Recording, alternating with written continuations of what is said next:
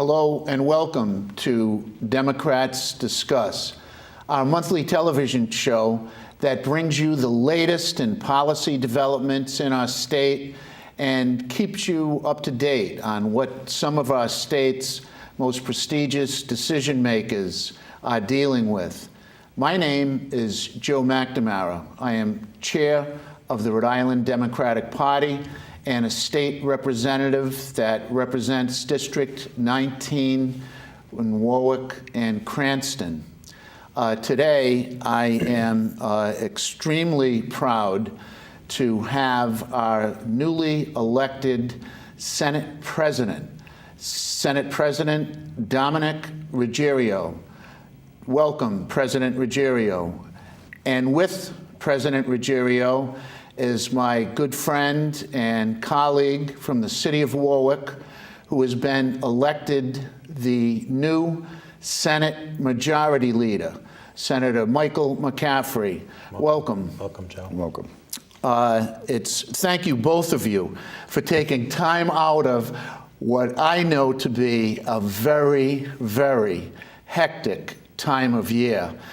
We have the end of the session approaching. The spring is traditionally a very busy time, and I know that you are putting in some very, very late hours. Last year we had an incredible election, and hopefully that surprised many of us nationally, and hopefully we'll get a chance to speak a little bit about that later on. Mr. President, you've served both Providence and North Providence for many years, and you started out in the Rhode Island House of Representatives and then moved on to the Senate.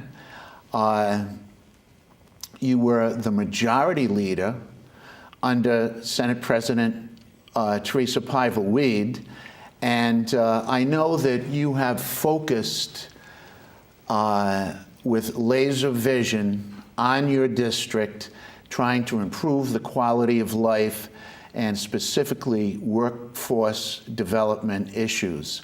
What have been some of your greatest accomplishments? And I know there are many over the years, Mr. President. First of all, Mr. Chairman, thank you very much for inviting me on your show. You do a terrific job. I've seen your show before, and I just want to praise you for the fine work that you do and the fact that you're very objective when you discuss issues with people. I've been in the Senate for quite a few years, and as you said, I spent 4 years in the House. But both were great learning experiences.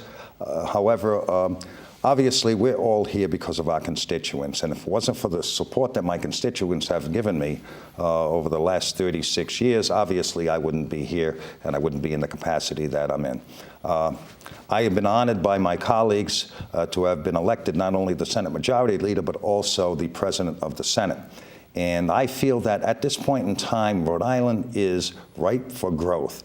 We have a number of areas throughout our state where there's land available for development. And obviously, a lot of people focus on the 195 corridor, but there is also land in East Providence and also some land that's becoming available in the Newport area. So I think this is a point in time where Rhode Island can say that we have an opportunity to bring business into this state, to create good paying jobs and focus on economic development in this state and also workforce development. So that's what I've been geared to for the past 6 to 8 years, trying to focus on providing work opportunities for the citizens of the state of Rhode Island and also opportunities for the businesses that have stayed here through thick and thin and have expanded and developed in the state of Rhode Island. Mr. President, I can only imagine going from majority leader to president, especially at this critical time of year where your committees have been meeting, you're getting feedback from your fellow senators. How has the transition been going for you from majority leader to Senate president? It's a transition that normally would be a little unstable. However, I have absolutely outstanding chairs and leaders in the Senate. We have a situation in the Senate where many of our senators have been repeatedly elected, and they sit on the committees. They've developed an expertise in subjects that concern them and their constituents, and they have been absolutely phenomenal as far as supporting my move to the president from the majority leader's seat. Mr. President, the citizens are probably wondering what specific issues will you be focusing on during this legislative session?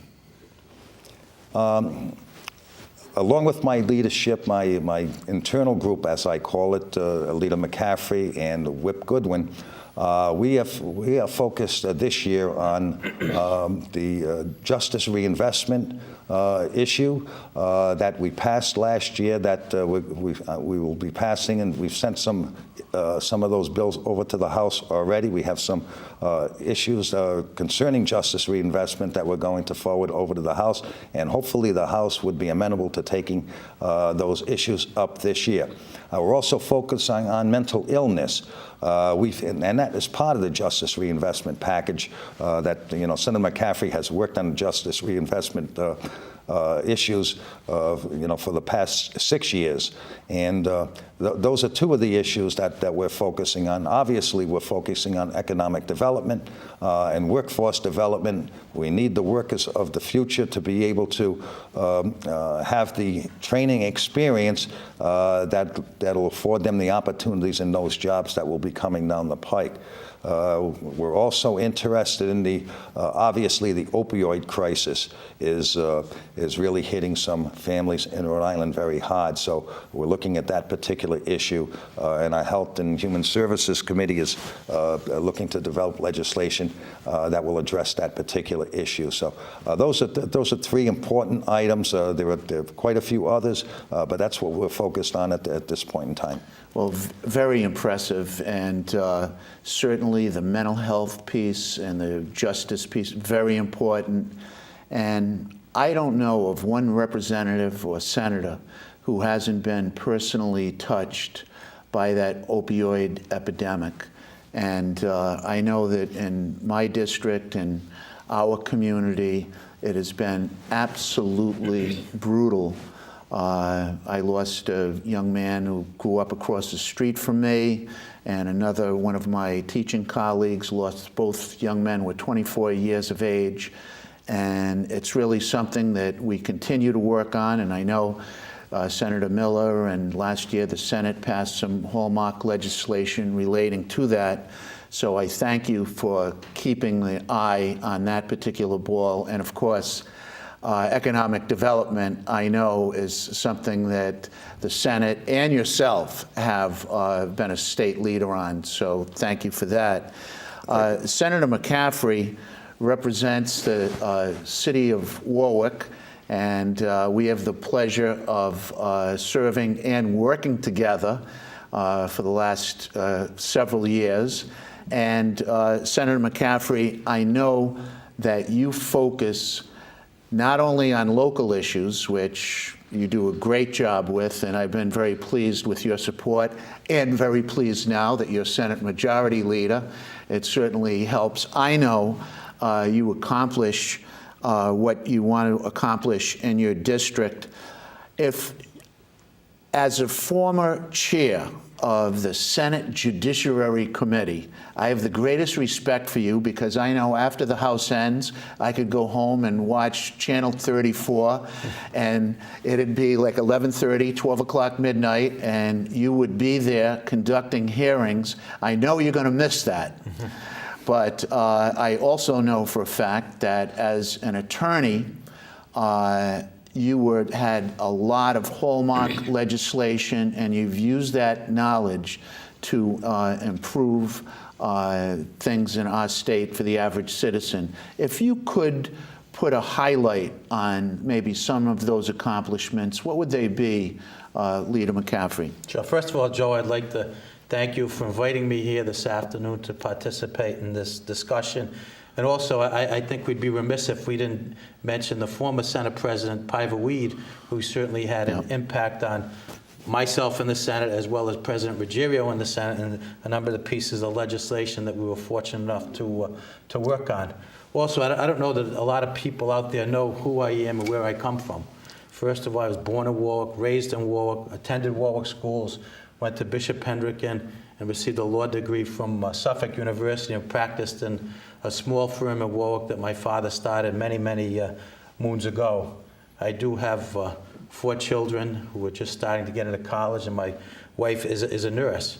During our legislative session the last couple of years, we've been focusing on the Justice Reinvestment Package, which is a package of legislative bills that come as a result of a commission that was established by the governor to address a number of concerns in the judicial system and the probation system, as well as to address some of the addictions that individuals have with respect to being arrested. And it may not, they're getting arrested, obviously, but why are they getting arrested? Is it because of some mental health disease? Is it because of some drug addiction? Is it because of alcohol addiction?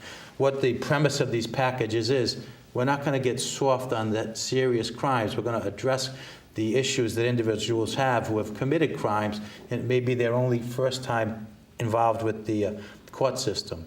This package also allows the judges to get them information before they sentence individuals, so they know, is it an addiction problem? Are they better off going through a treatment program rather than going to the ACI?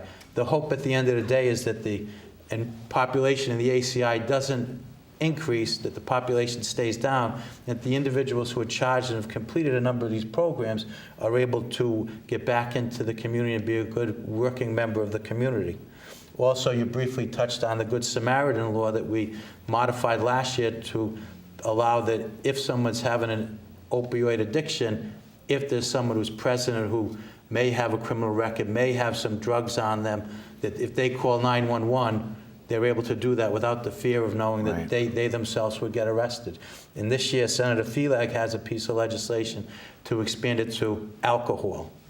In addition, we have a great potential in this state here with electric boat, with the wind farms, with the college programs that we have in the state, as well as the Voc Tech schools that we have. They have training in those schools that will allow the youth to pick up a trade and move on with that trade. Well, I think that's very interesting, Senator McCaffrey. This past weekend, I went to a wedding, and I was speaking with a pipe fitter who had just retired. And he said, you know, Joe, our union, we're looking for young people that want to get in. He said, I've had a great career. Things are a little bit different now, but there is still a demand. And I said, it's interesting you should mention that. My former career as a principal of an alternative school in Pawtucket, I had a number of my graduates who went into the pipe fitting apprentice program. And the combination of the skills that are being taught during that apprenticeship period and the classes were very interesting. They'd come back to me and say, hey, Mr. Mack, you know, in school I never really got into math that much, but now when I go to these classes for pipe fitting, it is so relevant that I enjoy it, and I found out, guess what? I'm good at math. So I think the opportunities for the vocational and technical skills that are out there tremendous, and I know that you have a very close relationship in Warwick with our vocational technical school. Senator McCaffrey's brother is the principal, and he does an excellent job, and those students are very much in demand. Mr. President and Mr. Leader, both of you have a strong grasp on the issues that are currently facing the General Assembly. As this session winds down, do you have anything that you want to highlight or any predictions? I know we make breaking news all the time on Democrats Discuss. So I'm going to start with you, Mr. President. Obviously, we're looking at the deficit, and we have to address that. But I think both the governor and the speaker have two great proposals that they've offered this year, and that's the car tax, reduction in the car tax, and also a tax credit on education. I'm not sure if we have the dollars to afford the programs as they both laid them out. We're going to take a good look at that. I think they are both two worthwhile programs. I come from a community that has a very high car tax, both in Providence and North Providence, and I know what my constituents are talking about. I also have a number of senators that are very supportive of the education tax credit that the governor has proposed, the Promise program. And so we have to look at those in the context of the overall budget, as you well know. We've been down that road before, and I think we can address this issue. But those are two great programs that I think the governor and the speaker are offering. Obviously, the Senate we're looking at restoring the free bus passes.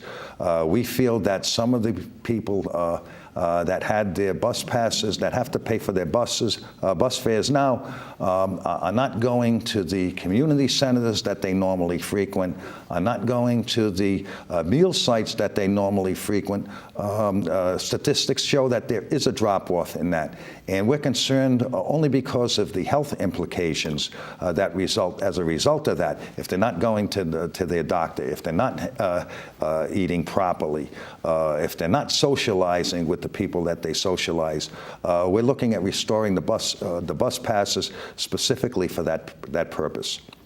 Well, that shows great insight, Mr. President, because certainly when seniors aren't going to their doctor's appointments, they're not getting the socialization that they normally get, either pay now or later.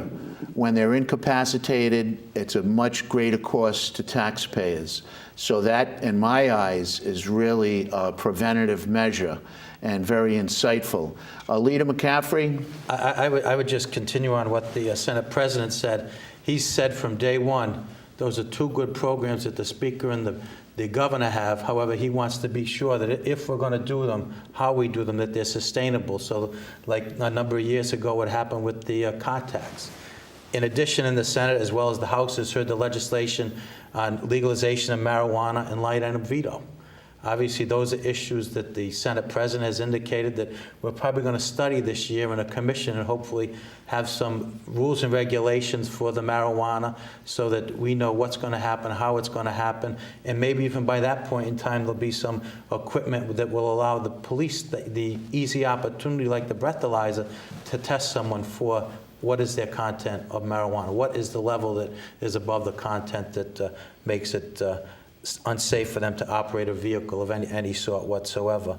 And hopefully that these commissions work hard and we see what they come back with next year. With respect to line item veto, there's a number of different states that have a number of different forms of line item veto, and this commission will study them and analyze them and see what happens here in this state with this line item veto versus another state, and what's good for Rhode Island. I think that's very important, that when people hear line item veto, they think of a red pen going through a line, and that is line item veto. I was involved in a meeting with Massachusetts legislators, and we were discussing educational funding, and they said, well, we had X amount of dollars going here, and then the governor 270'd it. I said, just for those of us who are not Massachusetts legislators, could you explain what the 270ing is?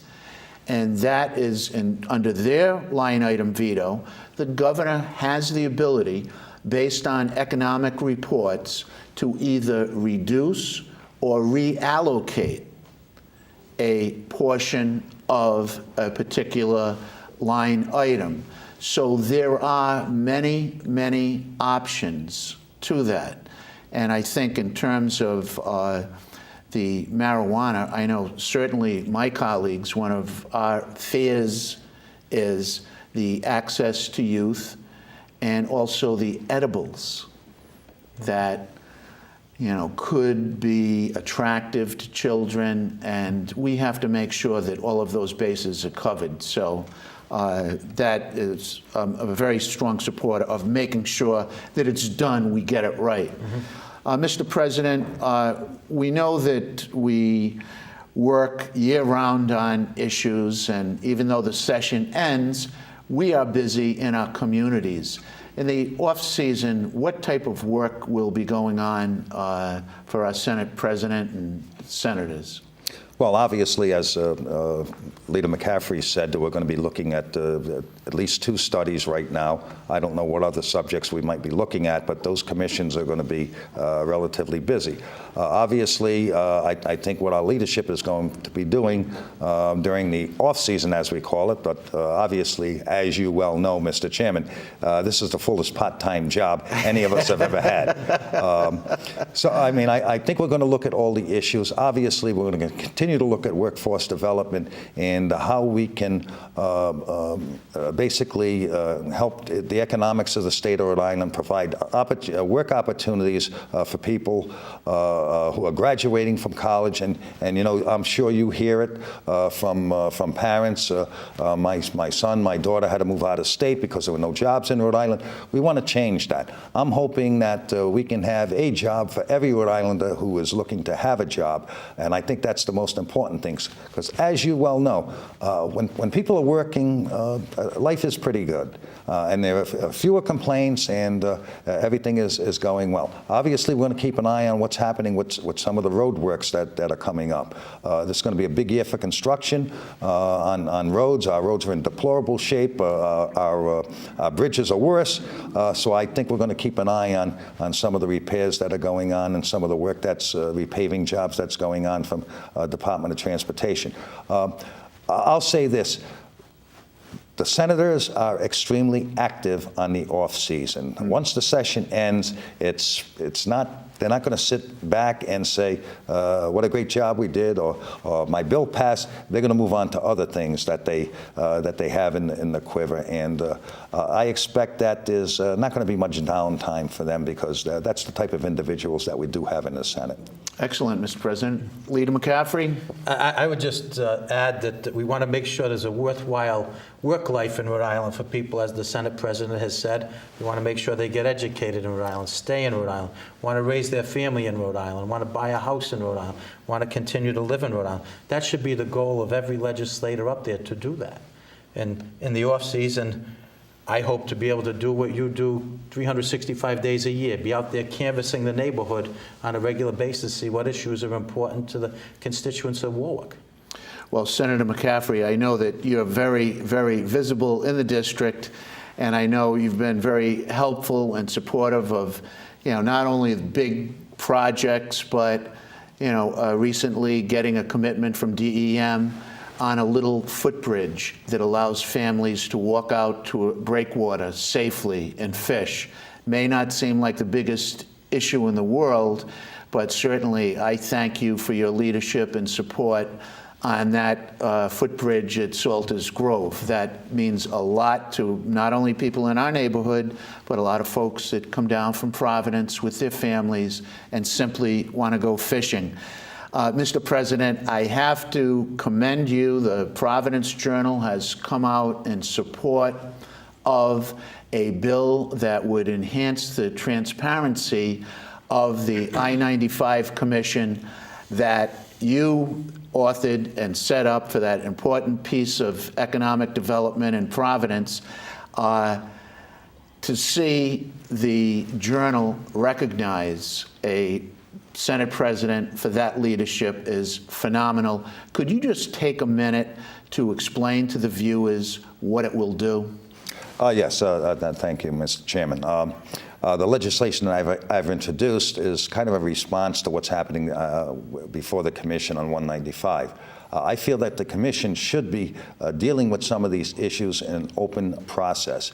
What's happened in the past is that they've convened and then they've moved into executive session where the public can't testify or see what's happening. And I feel that when discussing those particular projects, and I know that there's some level of secrecy or confidentiality to what they do. However, I think the process should be a little more open. So if I've introduced legislation that would make sure that those individuals on that particular commission take the same ethics course that the senators took this year and know the ethical boundaries of what they have to do, because that particular commission has a unique ethics provision in there, and I think that the commissioners should all be aware of it and should know what the provisions state. Also, I think the process should be, in order to aspire public confidence, the process should be a little more open, and it should be a little more out in view and let people testify regarding some of the things that they do. It also would require that those minutes in executive session would be recorded and used to as a backup for whatever happens on the commission. So I think those are three important initiatives that I'm hoping will be passed this year, and I think the commission will operate a lot more publicly in light of the passage of the legislation. So. And I think you really hit the nail on the head, where transparency helps to build public confidence, and certainly that is a provision that today is extremely important. The presidency it's been 120 days, and my head wakes up and my spinning. I feel like the Exorcist some morning with the announcements. Leader McCaffrey, any initial impressions? I hope you're not talking about President Ruggerio's first 120 days. No. But getting to the, obviously, we have President Trump, who was elected president, and it seems like Washington, the gridlock is worse than it's ever been before. We need to get back to the days of Tip O'Neill and Ronald Reagan, where they could get things done for the betterment of the American people, and then at the end of the day, go out and have a dinner or something together. It seems like there's no working relationship between the Democrats and the Republicans in Washington at this point in time. Mr. President? Yes, obviously it affects us because we have to be aware of what's coming down from Washington. At this point in time, we don't know. Obviously, they try to do something with health care, and that didn't work out, so they're trying to do something else with health care. Now, we don't know if the Senate is going to buy on, and as Leader McCaffrey said, right now I don't see any difference in the gridlock that under the Obama administration that the Republicans had created. I don't see any difference as to what's going on down in Washington right now. So it's kind of a wait-and-see situation. The states really don't know what's coming down, so it's difficult to predict what's going to happen or how to arrange a budget or anything like that in light of what's going on down in Washington. So I hope that situation changes. I hope and pray that it does change, and that our president listens to the professionals in Washington, his generals, his foreign affairs specialists, the diplomats. Very, very scary. I was in Washington 2 weeks ago, and the cuts in Medicaid will affect our public school funding for special needs children. So we were building up a game plan to lobby against that. With that, I want to thank Senate President Dominick Ruggerio for a great time during a busy period of year, and Senate Leader Michael McCaffrey, the great city of Warwick, my colleague, for taking time out of your busy schedules and attending. To our citizens out there, our democracy works when you are involved. Thank you.